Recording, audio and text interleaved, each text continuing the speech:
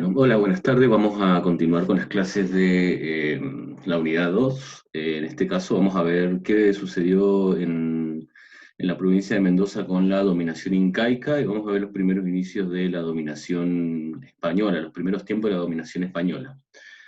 Bueno, como ustedes saben, las poblaciones del centro y norte de Mendoza estuvieron dominadas por dos imperios, como le comenté en las clases anteriores, por el imperio incaico primero y con el imperio español después. Así que vamos a hacer un recorrido por ese proceso.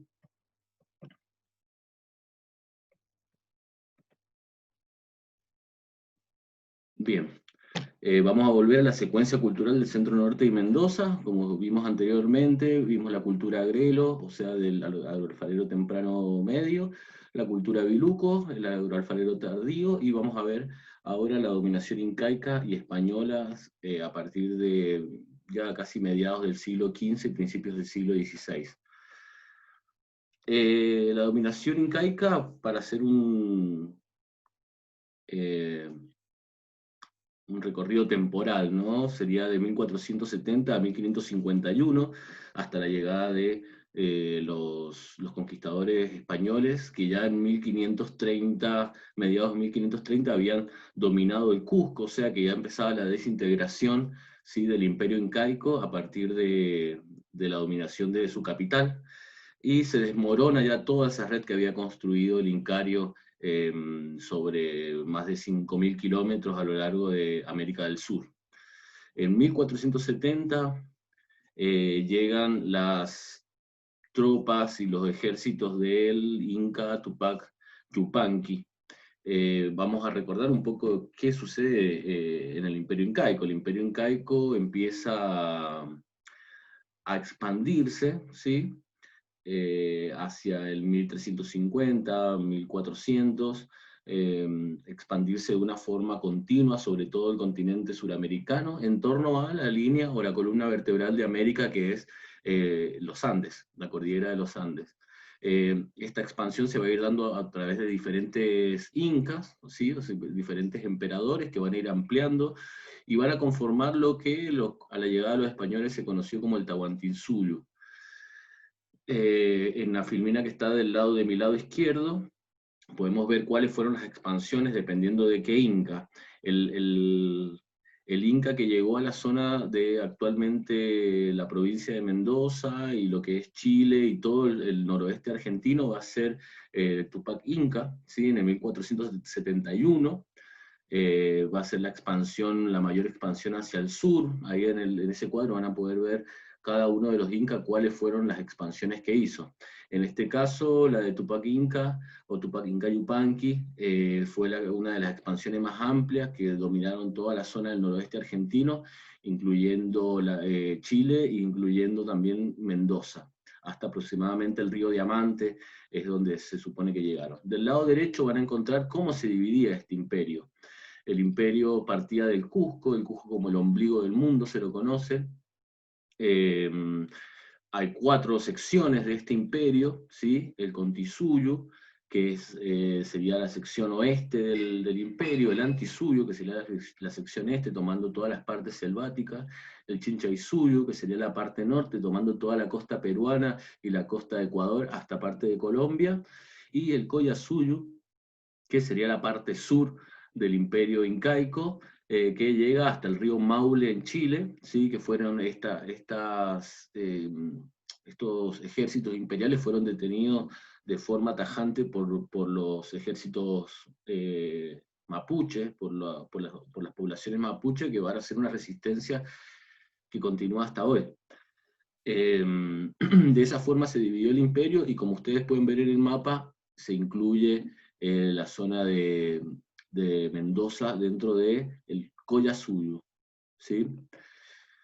Bien, a partir de esta dominación, el Incario creó una red de caminos, conocido como el Capac Ñam, que ustedes seguramente lo han sentido nombrar, que son una red de caminos que hacían una interconexión, ¿sí?, entre todas las partes del imperio.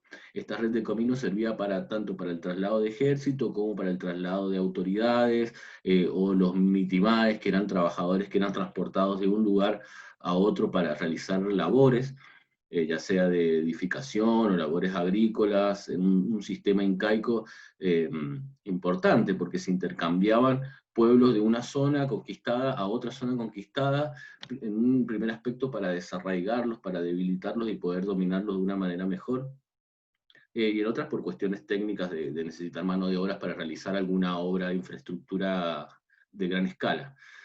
Ustedes pueden ver ahí toda esa red de camino que comunica desde Colombia hasta el sur, hasta el río Maule, y esos son los rastros, ¿sí?, que nosotros en arqueología tenemos para determinar cuál fue la presencia incaica en la provincia de Mendoza.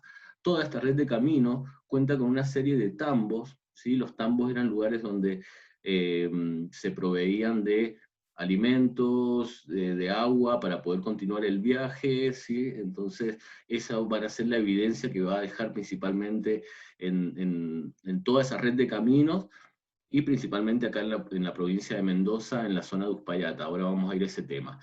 Esta red de camino también se fortalecía hacían fortalezas, pequeñas ciudades, principalmente en la zona del noroeste argentino, donde existían gran cantidad de poblaciones bien desarrolladas que tuvieron una fuerte resistencia cuando llegó el Incario.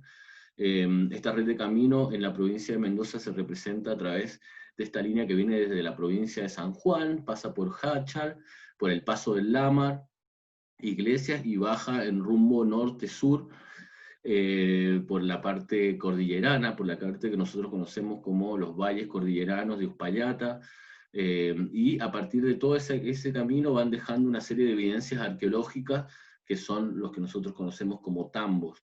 En esos tambos se guarnecían de, como les contaba recién, de alimentos, y en la zona cuyana ocupó toda esa parte desde el norte de San Juan hasta el norte de Mendoza. Y lo comunicaban con el sector chileno. Estas evidencias se encuentran principalmente en lo que conocemos Uspallata. Acá se pueden ver los rastros de ese camino del Inca, ¿sí? Que como Atila, que decían de Atila, el rey de los hunos, que donde pasaba Atila no volvía a crecer el pasto. Bueno, lo mismo pasaba con el Incario, porque ha quedado la huella de sus traslados y de sus caminos aún hoy. ¿Sí? Se pueden ver desde muy lejos. Los que tengan la oportunidad de ir a Uspallata van a poder pasar cerca del camino del Inca, y este camino se traza por todo el noroeste argentino, y bueno, como les decía, hasta Colombia. Así que es una infraestructura en lugares con mayor trabajo arquitectónico, en otros lugares con menos, pero esa red de camino aún se mantiene hasta la actualidad y ha sido declarado un monumento de valor mundial, ¿no? Bien, ¿qué es lo que pasa en la provincia de Mendoza? En Uspallata principalmente se encuentran una serie de sitios arqueológicos, ¿sí?, que dan cuenta de esta dominación incaica, de este momento de dominación hasta estas latitudes, y entre ellos se encuentra Tambillos, ¿sí? Tambillos, se ven en la izquierda una estructura cuadrangular, ¿sí? Hecho con pircas, y los restos de cerámica, los arqueólogos trabajando, y los restos de cerámica tipo incaico, como se puede ver esa cerámica pintada negra o blanca, o ese plato con asa, y al lado se puede ver en la figura superior derecha, se puede ver un plato ya, una losa que podría ser colonial o podría ser moderna. Después de Tambillos se encuentran otro tambo incaico que ya está en la cordillera a la altura del río Mendoza. También se puede ver unas estructuras cuadrangulares, estas son típicas incaicas, asociado siempre a un tipo de cerámica incaica, y otro de las evidencias que han marcado cómo se distribuía y cómo se organizaban en la ruta y la dominación incaica en la provincia de Mendoza. Otro de los sitios de ranchillos, en este caso son habitaciones un poco más amplias, seguramente para poder dormir ahí o pernoctar. También se ven las mismas estructuras, si ustedes se ven también son cuadrangulares, con un sistema de construcción a base de rocas, ¿sí? Un picado. Y estas van en líneas rectas, que vamos a volver al mapa en un segundo, para que veamos cómo se distribuyen estas evidencias. Otra evidencia importante de la dominación incaica en Mendoza es el descubrimiento en la década del 80 de una momia. Sabemos que los incas, así como todos los pueblos precolombinos, consideraban a la montaña como dioses, como apus.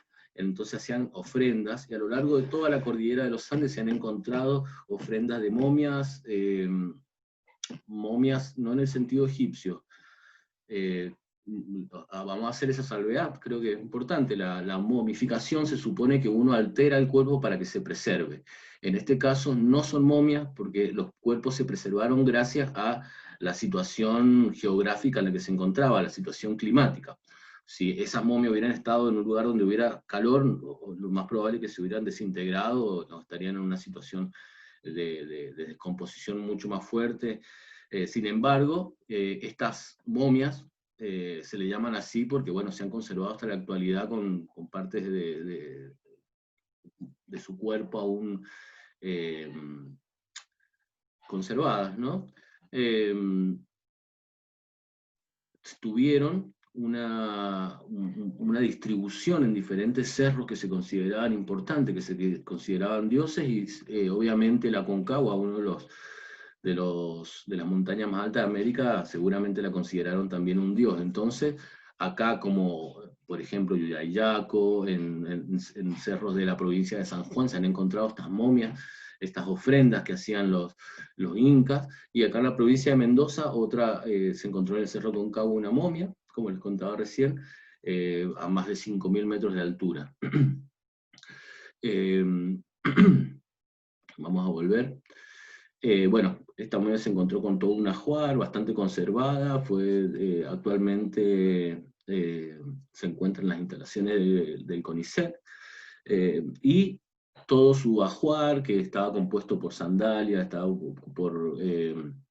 también por pequeñas figurillas de plata, de oro, se encuentran todos en el Museo Canal Frau. También las telares con el cual estaba envuelta la momia, también parte de ellos se encuentran en el Museo Canal Frau, que ustedes pueden ir a visitar cuando quieran. Estas son las evidencias que han dejado el Incario, ¿sí? en la provincia de Mendoza, y dan cuenta de su dominación, su extensión, y acá parte de su pensamiento simbólico.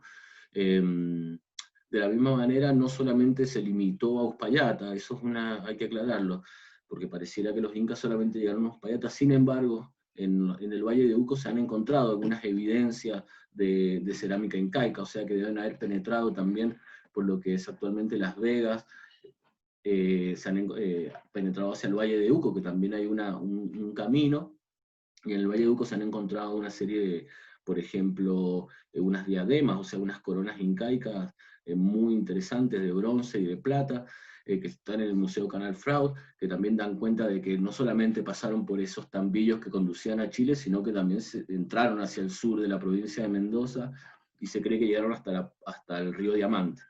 En esa entrada han dejado evidencia actualmente en el departamento de Tupungato, esas diademas, y en el departamento de Tunuyán, donde investigadores de la universidad encontraron también cerámica incaica en la zona de Agua Amarga.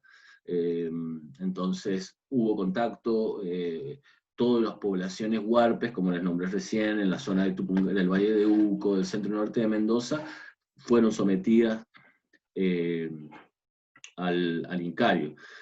También hay documentos coloniales, que hablamos un poco en la clase anterior, que hablan sobre estas poblaciones del centro norte, principalmente los que pertenecen al Valle de Huentota, que es la actual ciudad de Mendoza. Tenían una tierra destinada al Inca, o sea, había un contacto, los incas habían ayudado a perfeccionar el sistema de riego, habían influenciado en la cerámica, como vimos con la cerámica, cierta cerámica biluco, los queros en la clase anterior, también influenciaron en la realización de metalurgia, de bronce principalmente, que se han encontrado en sitios huarpes. Obviamente eso fueron influencias de ingenieros y artesanos incaicos. Entonces hubo un contacto, como si ustedes ven el periodo de años, son aproximadamente 40 o 50 años de un contacto constante y de dominación entre el pueblo huarpe y el imperio incaico. Bien, ¿cuándo termina esta dominación? Volvemos a la secuencia cultural con la llegada española. La conquista española en 1430 logran destruir, ¿sí?, el imperio incaico, donde la dominación del Cusco significó la ruptura de toda esa estructura piramidal y esa estructura de red de caminos y red de dominaciones que había tenido el incario al perder prácticamente su cabeza. Entonces se desarma toda esa estructura de dominación y por el mismo camino, por la misma ruta, empiezan a entrar los españoles. En el caso de Mendoza, bueno, en el caso general de Argentina hay tres corrientes colonizadoras. Una que viene del norte, del Alto Perú, ¿sí? Alto Perú, actualmente Bolivia, que son las que conquistan toda la zona del noroeste argentino. La corriente del este, que viene desde el Atlántico, que empieza con la fundación de Buenos Aires, también parten desde Asunción, y la corriente del oeste, que es la que viene descendiendo por la costa chilena hasta Santiago de Chile, y ahí se trasladan a Mendoza y realizan la conquista o la colonización, conquista y colonización de las provincias de San Juan, las actuales provincias de San Juan, Mendoza y San Luis. Bien, la conquista española llegó en primera instancia en 1551. Esa una conquista, no una conquista, como sería,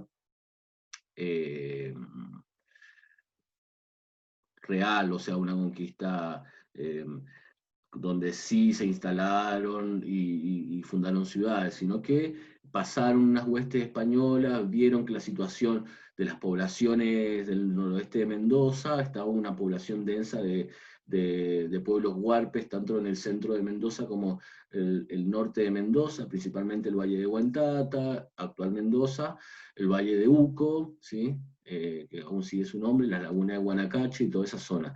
Sin embargo, van a pasar 10 años hasta que comience la conquista, en realidad la fundación de las ciudades de Mendoza, de La Punta, ciudad de San Luis, y de San Juan.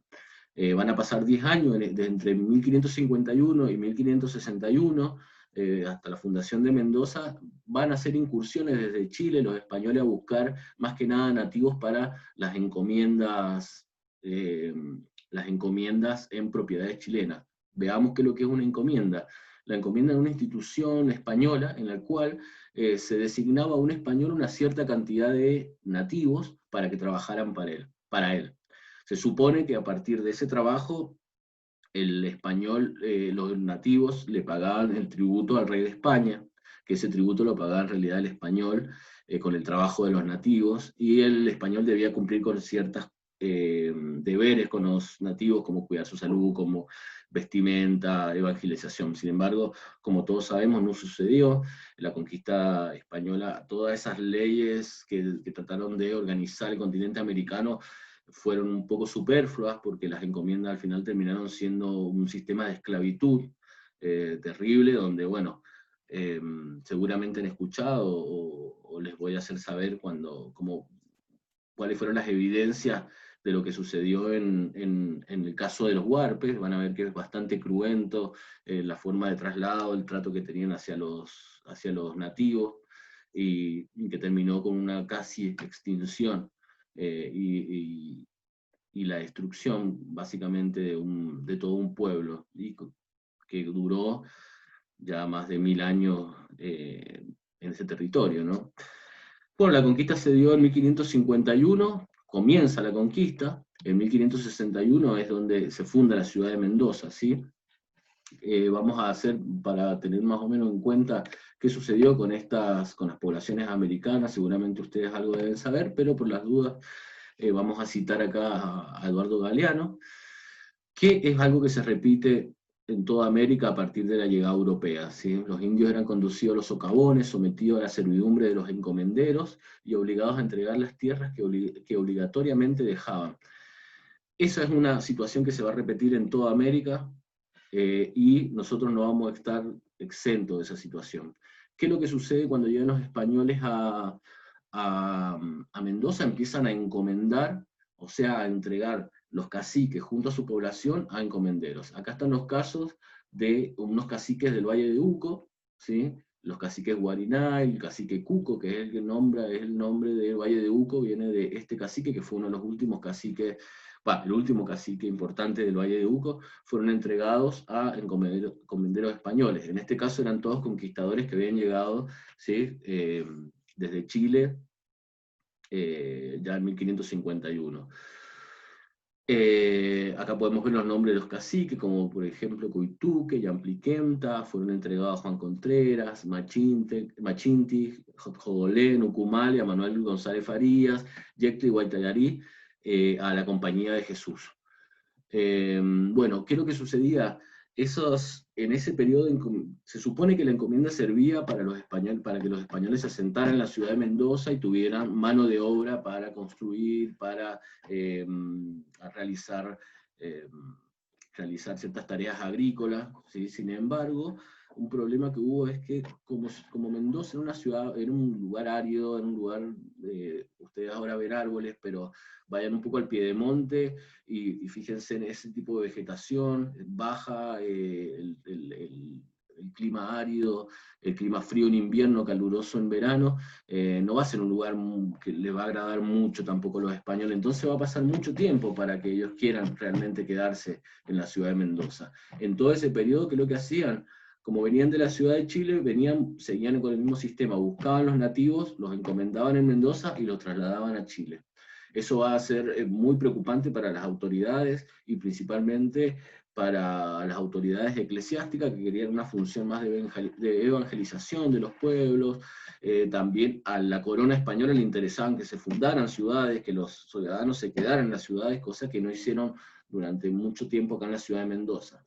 Por ejemplo, la carta del obispo Pérez de Espinosa al rey del 20 de marzo de 1602, ¿sí? Dice: bueno, lo pueden leer ustedes, se lo voy a leer. Hay abuso en este reino que los indios de la provincia de Cuyo los traen a esta ciudad de Santiago, Chile, por la fuerza y los desnaturalizan de sus tierras y se consumen y acaban por los excesivos trabajos personales que en esta ciudad tienen.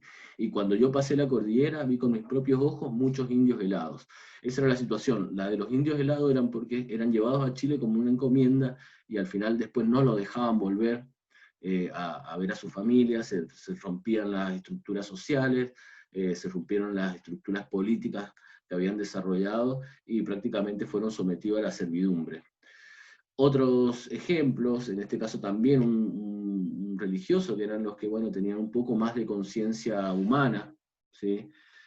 Ante la acción voraz que tuvieron los españoles en América. Ustedes van a conocer otros casos, ya conocen como Bartolomé de las Casas, que se dieron cuenta de la explotación excesiva y el genocidio que se cometió en América.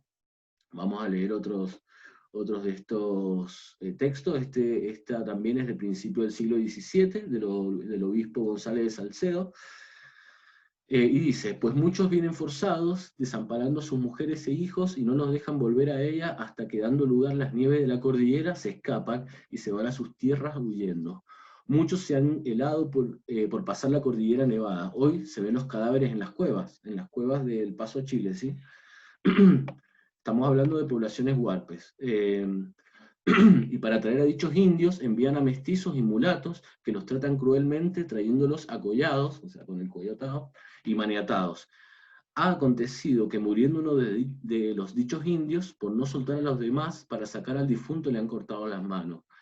Bueno, esto para evidenciar, ¿no?, cuál era el nivel de crueldad que se aplicó sobre los nativos huarpes. Otro ejemplo de la situación que se repite a lo largo de toda América. Bueno, acá en Mendoza, como en el resto de América, como pasó en el sur unos siglos después, va a marcar casi la desaparición de estos pueblos. Sin embargo, bueno, han quedado aún rastros de estas culturas, principalmente en la zona de la laguna de Guanacache, que aún se identifican y que se ve la linealidad y han reclamado sus tierras, y vienen reclamando sus tierras hace mucho tiempo, y lo han logrado. Así que bueno, felizmente, por lo menos después de esta destrucción que se sufrió, hay parte de este pueblo que ha sobrevivido. Ese fue el proceso en el cual termina por quedar prácticamente extinta, en cierta manera, estos pueblos históricos, y lo mismo que sucedió en el resto de América, se produjo un genocidio, y nosotros no estuvimos exentos de ese proceso. Y terminamos con esta cita de Todorov, un libro muy interesante que se llama La conquista de América. Dice, el siglo XVI habría visto perpetrarse el mayor genocidio de la historia humana, refiriéndose a la conquista. Así que, bueno, de esta manera hemos visto a grandes rasgos todo el proceso de las dos conquistas que sufrió las poblaciones del noroeste argentino, primero con el Incario, que tuvo otra relación diferente a la que fueron los españoles, no fue tan esclavizante, ¿no?, como la relación con los españoles, y luego la dominación española. En el primer caso de la dominación incaica es para tener en cuenta cuál fue la presencia del Incario acá en la provincia de Mendoza, mostramos las evidencias arqueológicas, mostramos también cuáles fueron las rutas de acceso, los puntos donde se marcaron los tambos, la zona cordillerana, cómo entraron hasta el sur de la provincia, a través que les contaba de las evidencias que se han encontrado en el departamento de Tupungato y Tunuyán, y luego la desintegración del Imperio Incaico y la expansión europea hasta el actual centro norte de Mendoza, donde las poblaciones van a ser sometidas a una esclavitud y una servidumbre que no podemos dejar de denunciar. Bueno, espero que les haya gustado la clase, nos veremos en la próxima unidad. Un saludo grande a todas y a todos.